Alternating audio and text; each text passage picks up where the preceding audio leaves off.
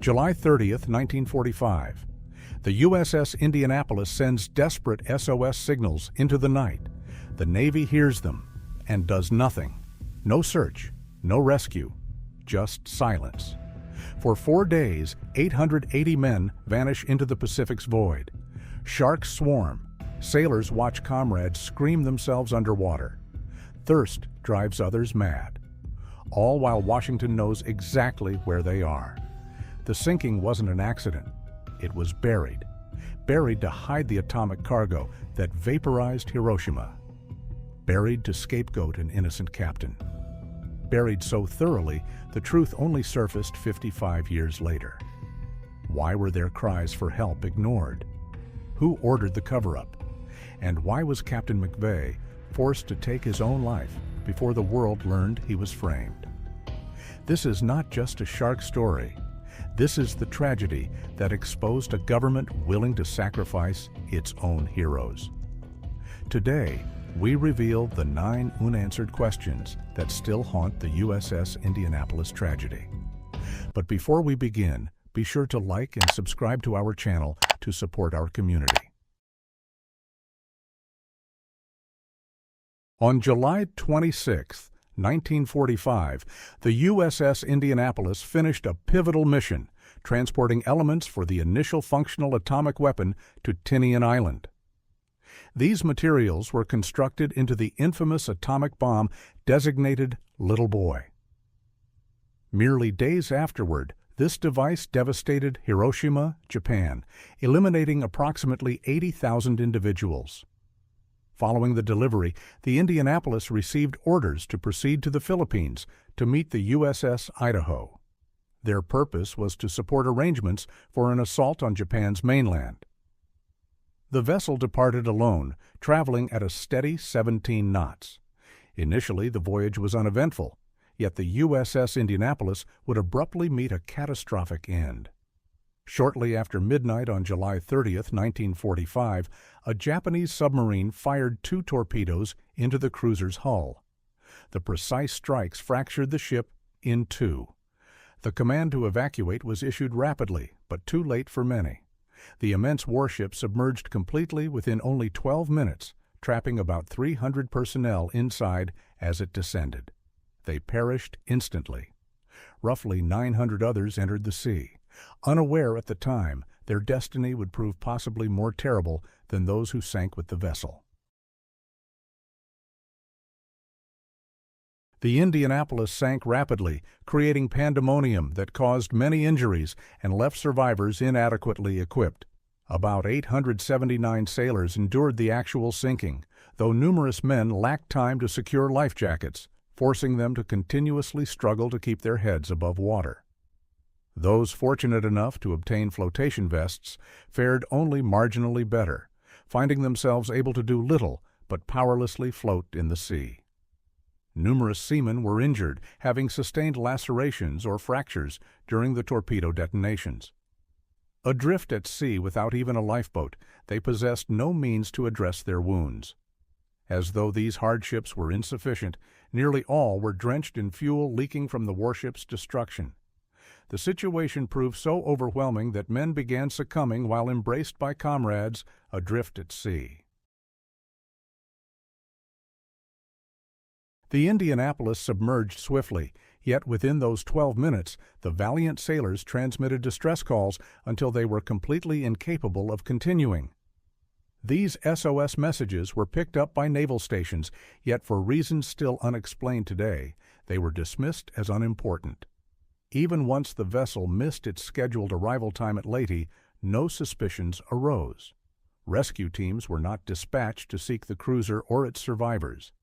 The Indianapolis had gone down, and concerning its crew, indeed, nothing whatsoever was initiated. At dawn, the water literally contained blood, drawing sharks to the scene. Conscious of their proximity, the oil-slicked men tried clinging together in clusters while floating. But irrespective of their efforts, inevitably, an individual would drift apart, and the ocean would sweep him away. Once a survivor became separated from the others, the sharks approached and attacked without delay. Those who lived recount that screams were audible to everyone before a person vanished beneath the surface. Following this, only the preserver would re-emerge alone at the surface. This persisted for multiple days. While shark assaults persisted as an unending threat to the men adrift, one factor granted a temporary reprieve for certain individuals. Occasionally, sailors who had been trapped within the Indianapolis during its descent would rise to the surface. The sharks proved equally content to consume these remains, since they posed significantly less resistance.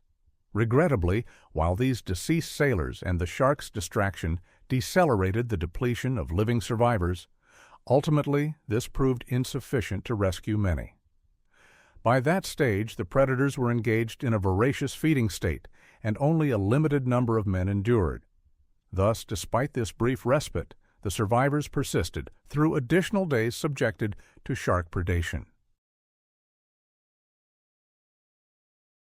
Above the waterline, survivors from the Indianapolis observed numerous dorsal fins surrounding them constantly. Below the surface, the sharks sustained their assaults. Yet they did not invariably strike right away. In reality, they sometimes expended effort to unsettle their targets. Reportedly, the predators would periodically nudge sailors in the sea without necessarily biting them. This approach seemed designed to lull the men into complacency, because soon after, the shark would finally strike. The sharks pulled their victims downward into the deep. Following each strike, the ocean became increasingly sanguinary, consequently amplifying the sharks' ferocity. While the sharks represented the most pressing peril, they were by no means the sole hazard confronting the survivors. Adrift in seawater, the sailors lacked potable liquid, and since they remained exposed for multiple days, numerous men perished from dehydration. Anyone who tried consuming the brine swiftly became disoriented with visions. The buoyancy aids were also becoming progressively saturated, substantially complicating efforts to remain buoyant. As a result, several individuals expired in the ocean prior to any sharks approaching them. By day 3, several survivors located floating containers in the ocean and secured them together. Although the containers were too unstable to serve as a proper raft, they served another vital function: dehydrating buoyancy aids. The sailors would manually squeeze moisture from the vests, place them atop the assembled crates, and re-don them once dried. This process enabled more men to remain above water for extended periods. Additionally, one crate held somewhat spoiled potatoes, which the survivors meticulously apportioned to maintain themselves as long as feasible. At 11 a.m. on day 4, Lieutenant Wilbur C. Gwynn, piloting a bomber on standard reconnaissance, unintentionally sighted the survivors. He instantly requested aid via radio. The relatively proximate destroyer USS Cecil J. Doyle was notified, and acting autonomously, its commander altered course to retrieve the men. Lieutenant Adrian Marks, flying a seaplane tasked with deploying rafts and provisions, observed predators assaulting survivors. Marks then employed his aircraft to extract isolated sailors facing imminent shark attack. The plane ultimately became overloaded, compelling Marks to secure survivors to the wings using parachute lines. Ultimately, Adrian Marks rescued 56 men that day. Upon reaching the location, the Doyle's captain disregarded safety protocols and directed a search beam skyward to signal other rescue craft nearby. Given wartime conditions, this action placed his vessel in grave peril. But he recognized urgency was paramount. Even with his determination, when rescue concluded, only 317 of the initial 879 survivors reached land alive, a devastating number, particularly considering the ship's original complement was 1,196 sailors. All others perished due to deprivation, dehydration, wounds, or shark predation. Naval personnel universally expressed shock and fury over the disaster permitted to befall the Indianapolis's crew. However, since their assignment involved a classified wartime undertaking, disclosing precise events was strictly prohibited. The U.S. government concealed the incident for 14 days.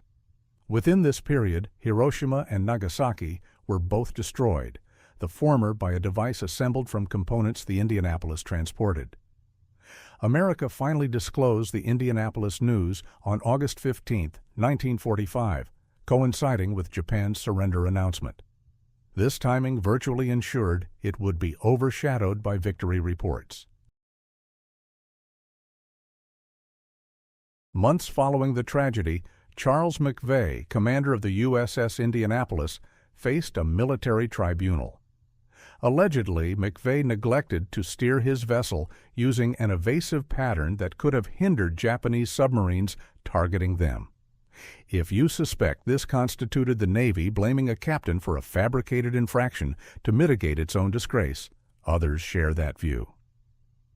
Many observers noted McVay was the sole warship captain prosecuted for losing his command throughout all of World War II.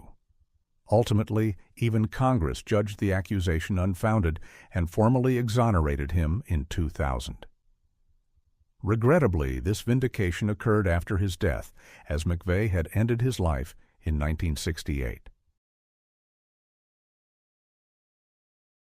When numerous individuals perish due to shark assaults, it typically stems from repeated strikes by a single predator, restricting the potential attack count.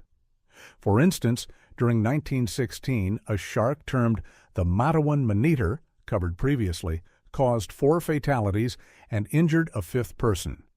However, those 5 events occurred across a 10-day time frame. Discovering any incident remotely comparable to the horrific slaughter endured by USS Indianapolis survivors is practically unfeasible. The immense number of sharks and the protracted duration they possess to consume prey rendered the event lethally unique on a scale improbable to recur.